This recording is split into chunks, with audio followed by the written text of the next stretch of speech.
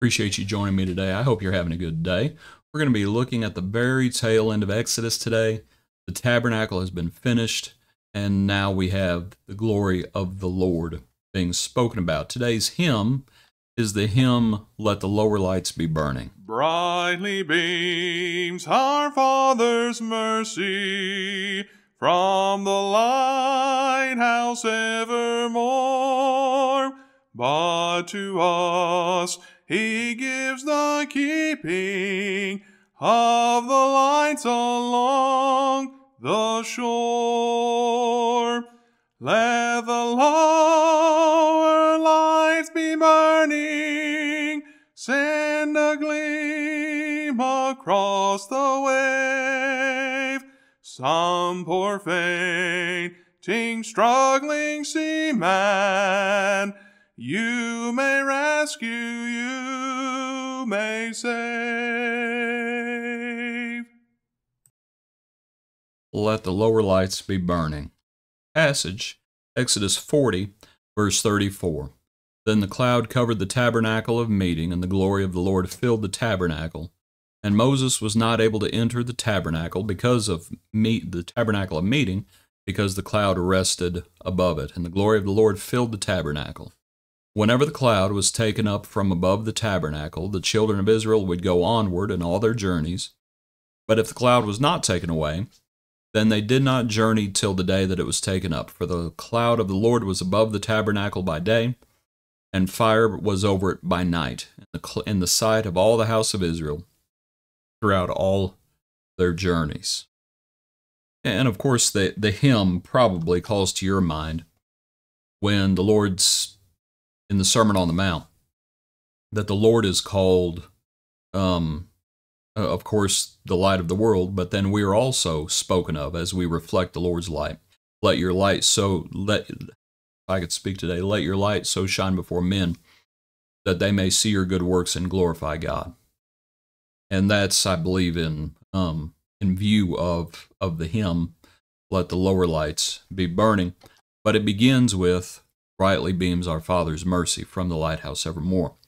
And just this figure of this grand light. And as the tabernacle was finished, and as the cloud covered the tabernacle, and as the glory of the Lord filled the tabernacle, it would have been just amazing at night. The fire was over it by night. You know, when you wake up in the middle of the night to see to your needs,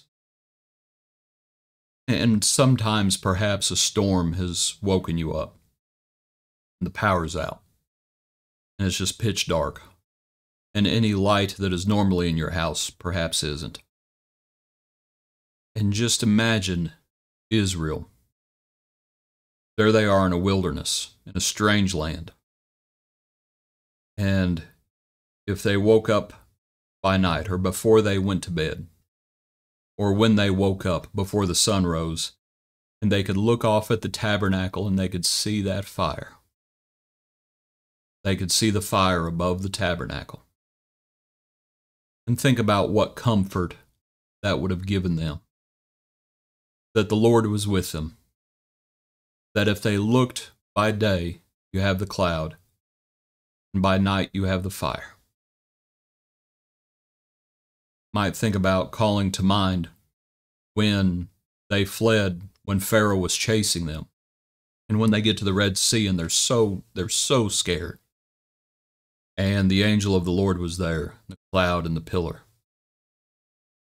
What comfort it would have been to see the tabernacle, to look off and to see the fire, to know that the Lord was with them. But also to see the fire there, to see the cloud and the fire. The Lord is calling them, just as a lighthouse calls sailors and let them know they're arriving. There is land here.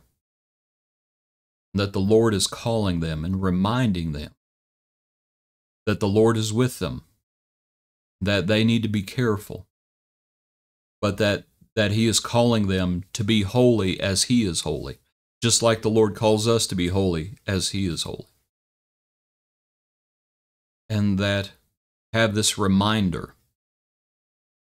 They built the tabernacle. The artisans built the tabernacle. It is a man-made structure. God designed, but man made. But man didn't make the cloud, and man didn't make that fire. And so it would have been an amazing comfort, but also a reminder. The Lord walks through the camp of Israel. And in the passage, it talks about that if the cloud was taken up from the tabernacle, that's when they would move. If the cloud was not taken up, they would not journey till the day it was taken up. And so I wasn't sure in my notes, is it the Lord goes with us, or is it we go with the Lord? And I was thinking about Joshua before Jericho. And when Joshua effectively says, to paraphrase it, are you on our side or are you on their side? And the commander of the Lord's army says, nope, I've come to lead the army of the Lord.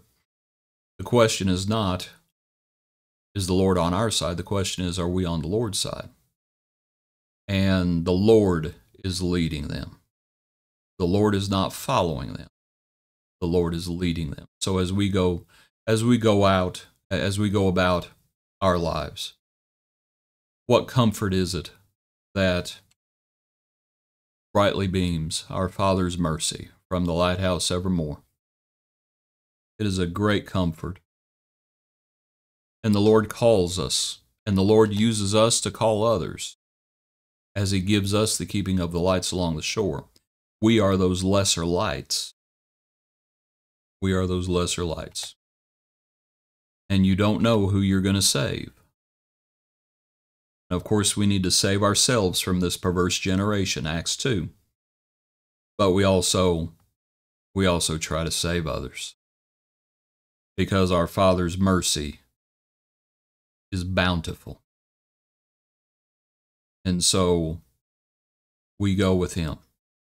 We follow Him through His Son, and we want others to do the same. Brightly beams our Father's mercy from His lighthouse evermore. Appreciate you. Hope you have a good day.